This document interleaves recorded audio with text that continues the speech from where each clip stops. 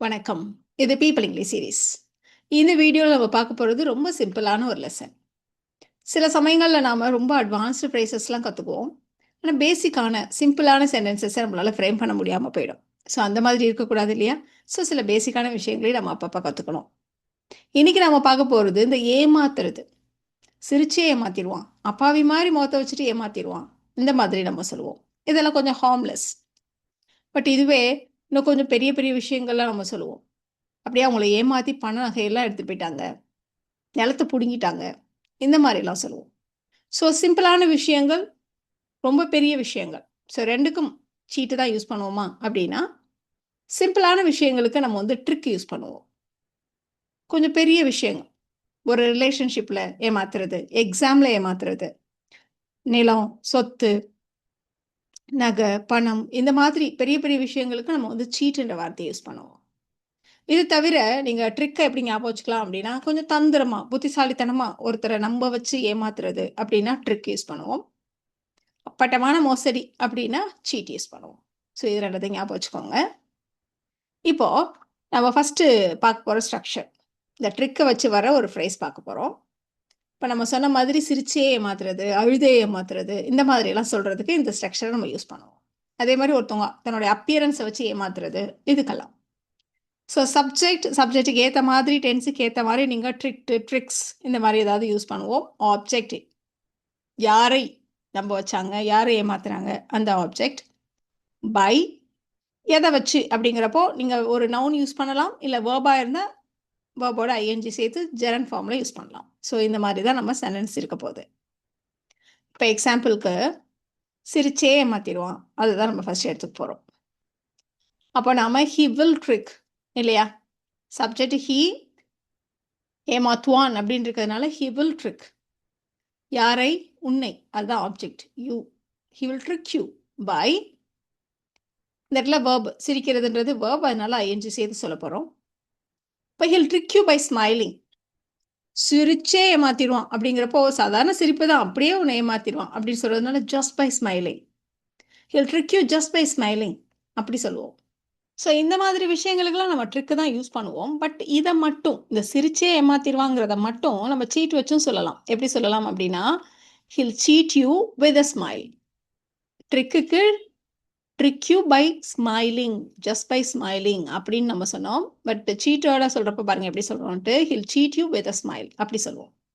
But அதுக்காக எல்லா இடத்துலையும் நீங்க trick by a cheat with வச்சு ரீப்ளேஸ் பண்ண வேண்டாம். சரி, அடுத்த எக்ஸாம்பிள் பார்க்கலாமா? ஸோ சிரிச்சே ஏமாத்திருவான் அப்படின்னா, he'll trick you by smiling அப்படின்னு நம்ம சொன்னோம். அப்போ அழுதே ஏமாத்துவா அப்படின்னா ஈஸியாக சொல்லிடலாம் இல்லையா? எப்படி சொல்லுவீங்க? She'll trick you by crying அப்படின்னு போட்டுருவீங்க. அவ்வளோதான். பட் இந்த சென்டென்ஸ் எப்படி இருக்கு அப்படின்னா, அழுதே ஏமாத்தி காரியத்தை சாதிச்சுக்குவா அப்படின்னு சொல்லணும். ஸோ காரியத்தை சாதிச்சுக்கிறதுக்கு ஒரு ஃப்ரேஸ் இருக்கு. To get someone's way. To get someone's own way எப்படி வேணா சொல்லலாம். இப்போ இந்த இடத்துல அவளுடைய காரியத்தை சாதிச்சுக்குவா அப்படின்னு சொல்றதுனால to get her way, to get her own way அப்படி சேர்த்துக்க வேண்டியதுதான். She'll trick you by crying to get her own way. இப்போ அடுத்து நம்ம சொல்ல போறது அப்பாவி மாதிரி நடிச்சு ஏமாத்தினான் அப்படின்னு சொல்ல போறோம். ஸோ ஏமாற்றினான் பாஸ்ட்ல இருக்கு. அதனால ஹி ட்ரிக்ட்.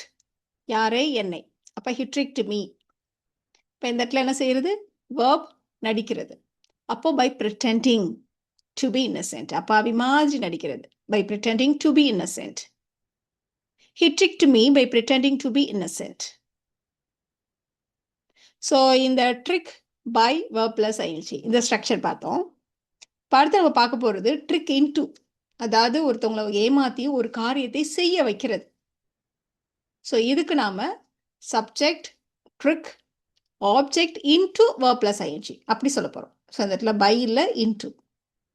என்ன மாதிரி இடங்கள்? இப்படி எக்ஸாம்பிள்ஸ் பாருங்களேன். என்னை ஏமாற்றி கையெழுத்து வாங்கிட்டான். இதை இங்கிலீஷில் எப்படி நம்ம சொல்கிறோம்னா, என்னை ஏமாற்றி என்னை கையெழுத்து இட வைத்தான் அப்படின்ற மாதிரி நம்ம சொல்ல போகிறோம். ஸோ அப்படி பண்ணிட்டான் அப்படிங்கிறப்போ ஹி ட்ரிக்ட் மீ இன்டு. என்ன பண்ணணும் அப்படிங்கிறத நீங்கள் ஐஎன்ஜி சேர்த்து சொல்லுங்க. நம்ம கையெழுத்து போட்டோம். இப்போ signing the document. He tricked me into signing the document. இப்போ அதே மாதிரி தான் இந்த எக்ஸாம்பிளும். அவ ஏமாற்றி அதை இதை பேசி தந்திரமா என்னை எப்படியும் அந்த சீக்ரெட்டை சொல்ல வச்சுட்டா அப்படின்னு நம்ம சொல்ல போகிறோம். ஸோ அவள் என்னை ஏமாற்றி ரகசியத்தை வாங்கிட்டா அப்படின்னு நம்ம சொல்லுவோம். பட் இது இங்கிலீஷில் சொல்கிறப்போ என்னை ஏமாற்றி சொல்ல வைத்தாள் அப்படிங்கிற மாதிரி தான் நம்ம இங்கிலீஷில் அந்த சென்டென்ஸ் இருக்கும். அப்போ ஷீ ட்ரிக்டு மீ இன்டு, அது எல்லாமே ஸ்ட்ரக்சர்லேயே இருக்குது. என்ன செய்ய வைத்தால்? ரகசியம் என்னங்கிறத சொல்ல வச்சுட்டா. அப்போ revealing the secret. She tricked me into revealing the secret. இப்போ அதே மாதிரி தான் இந்த சென்டென்ஸையும் பாருங்களேன். அவள் ஏமாற்றி என்னோடய ஃபோனை வாங்கிட்டா அப்படின்னு நம்ம சொல்லணும். பட் இதை இங்கிலீஷில் சொல்கிறப்போ அவள் என்னை ஏமாற்றி என் ஃபோனை கொடுக்க வச்சுட்டா அப்படிங்கிற மாதிரி தான் நம்ம இதை சொல்ல முடியும். அப்போ ஷீ ட்ரிக்டு மீ இன்டு கொடுக்கறது, கிவிங் ஹர் மை ஃபோன். என்னுடைய ஃபோனை அவகிட்ட கொடுக்க வச்சுட்டா. She tricked me into giving her my phone. So இந்த ட்ரிக் இன்ட்டு எப்படி ஒர்க் ஆகுதுன்றதை பார்த்துக்கோங்க. இப்போ அடுத்து நம்ம பார்க்க போகிறது ரொம்ப பெரிய விஷயங்கள். அடுத்தவங்களை ஏமாற்றி மோசடி பண்ணி நிலம், சொத்து, நகை இந்த மாதிரி பெரிய பெரிய விஷயங்களை பறிக்கிறது, அபகரிக்கிறது, இதுக்கெல்லாம் நம்ம சீட் அவுட் இதை நம்ம யூஸ் பண்ணுவோம். ஸ்ட்ரக்சர் பாருங்களேன். Subject, cheat, object, out of என்ன, யாருடைய பொசிஷன்லேருந்து அப்படின்றத நம்ம இந்த இடத்துல போட்டுக்க வேண்டியதுதான். இப்போ பாருங்க, அவளை ஏமாற்றி அவளிடம் இருந்த பணத்தை பிடுங்கிட்டான், பறிச்சுட்டான், அபகரிச்சுட்டான் அப்படி சொல்லணும். ஏமாற்றி பணத்தை அபகரிச்சிட்டாங்க அப்படின்னு சொல்லணும். So he cheated her out of.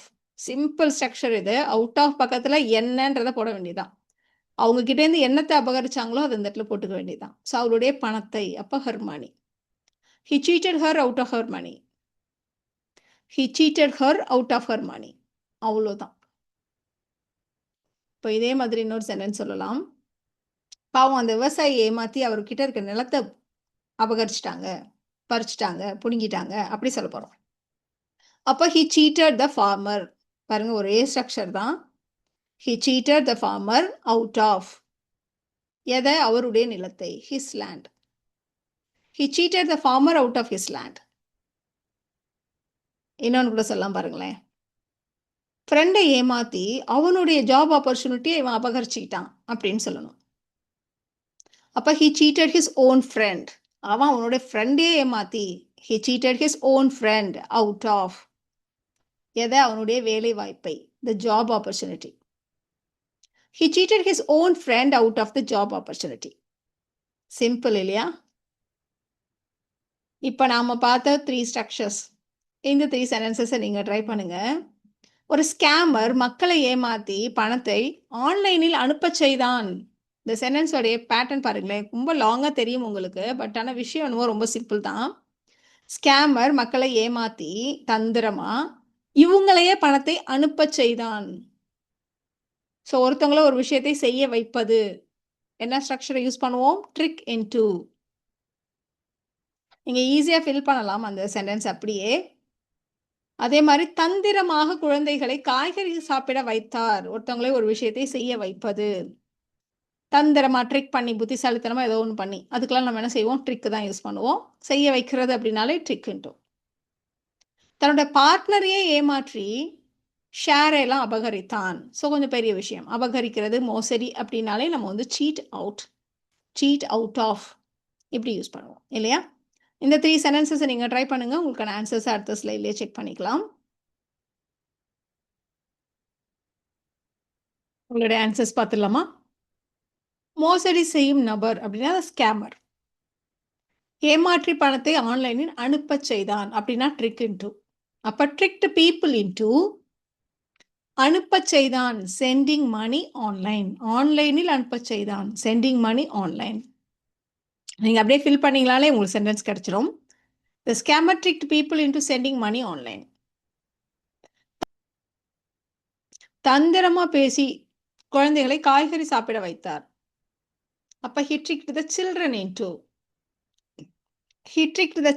into eating vegetables. அவ்வளவுதான். தன்னுடைய பார்ட்னரை ஏமாற்றி ஷேர்ஸ் அபகரித்தான். He cheated his partner out of the company shares.